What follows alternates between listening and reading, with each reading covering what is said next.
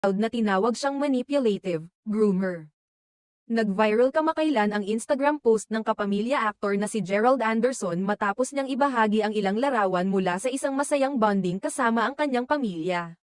Ngunit imbes na positibong reaksyon lamang ang makuha, naging sentro rin ito ng mainit na diskusyon sa comment section dahil sa isang kontrobersyal na tanong ng netizen na agad ring sinundan ng mabibigat na paratang.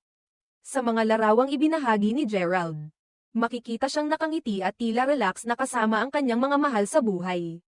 Ang post ay may simpleng caption na, regroup, na nagmumungkahi ng isang reunion o muling pagsasama-sama ng pamilya.